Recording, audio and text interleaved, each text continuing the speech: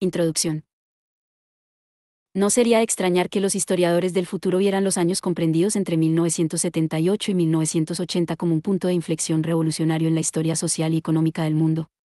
En 1978 Deng Xiaoping emprendió los primeros pasos decisivos hacia la liberalización de una economía comunista en un país que integra la quinta parte de la población mundial.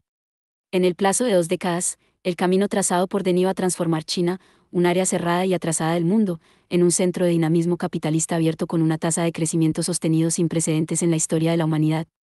En la costa opuesta del Pacífico, y bajo circunstancias bastante distintas, un personaje relativamente oscuro, aunque ahora famoso, llamado Paul Volcker asumió el mando de la Reserva Federal de Estados Unidos en julio de 1979, y en pocos meses ejecutó una drástica transformación de la política monetaria. A partir de ese momento, la Reserva Federal se puso al frente de la lucha contra la inflación, sin importar las posibles consecuencias, particularmente, en lo relativo al desempleo.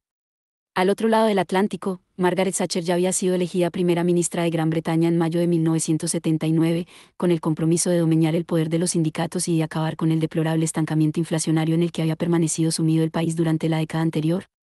Inmediatamente después, en 1980, Ronald Reagan era elegido presidente de Estados Unidos y, armado con su encanto y con su carisma personal, colocó a Estados Unidos en el rumbo de la revitalización de su economía apoyando las acciones de Volcker en la Reserva Federal y añadiendo su propia receta de políticas para socavar el poder de los trabajadores, desregular la industria, la agricultura y la extracción de recursos, y suprimir las trabas que pesaban sobre los poderes financieros, tanto internamente como a escala mundial.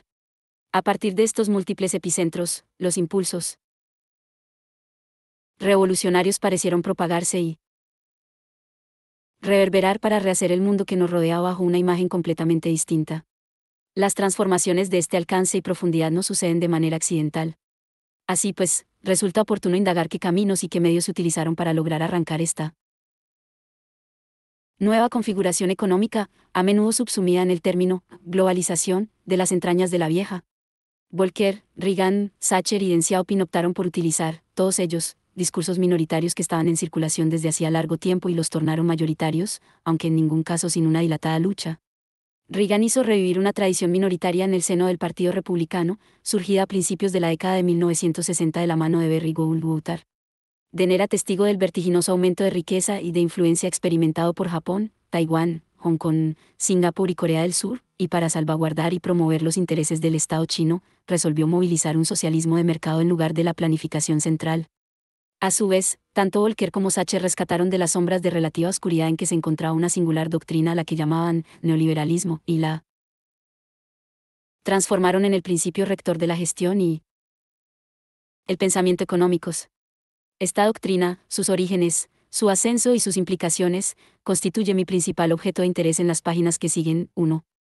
El neoliberalismo es, ante todo, una teoría de prácticas político-económicas que afirma que la mejor manera de promover el bienestar del ser humano consiste en no restringir el libre desarrollo de las capacidades y de las libertades empresariales del individuo, dentro de un marco institucional caracterizado por derechos de propiedad privada, fuertes mercados libres y libertad de comercio. El papel del Estado es crear y preservar el marco institucional apropiado para el desarrollo de estas prácticas. Por ejemplo, tiene que garantizar la calidad y la integridad del dinero.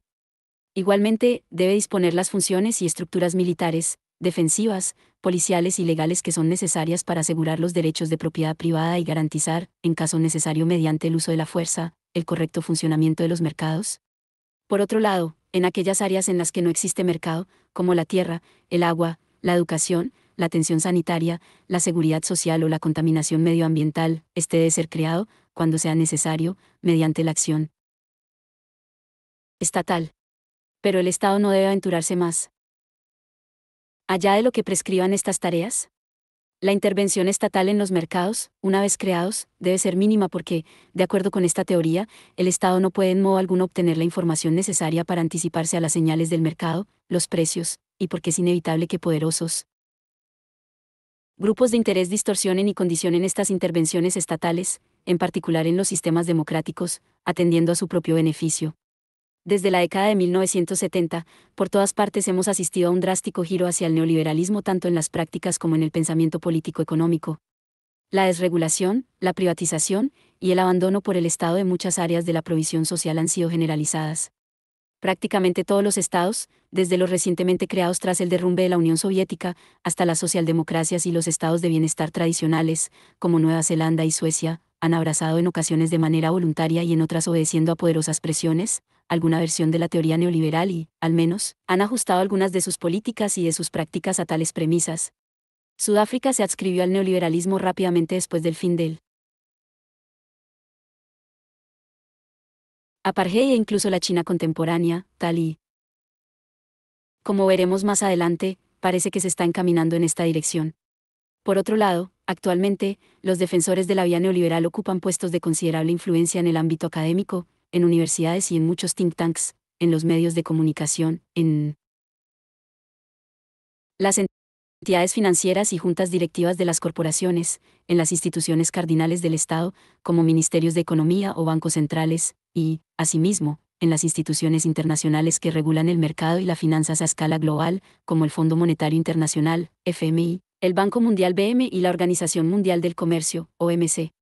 En definitiva, el neoliberalismo se ha tornado hegemónico como forma de discurso. Posee penetrantes efectos en los modos de pensamiento, hasta el punto de que ha llegado a incorporarse a la forma natural en que muchos de nosotros interpretamos, vivimos y entendemos el mundo. Sin embargo, el proceso de neoliberalización ha acarreado un acusado proceso de destrucción creativa, no solo de los marcos y de los poderes institucionales previamente existentes, desafiando incluso las formas tradicionales de soberanía estatal, sino también de las divisiones del trabajo, de las relaciones sociales, de las áreas de protección social, de las combinaciones tecnológicas, de las formas de vida y de pensamiento, de las actividades de reproducción, de los vínculos con la tierra y de los hábitos del corazón.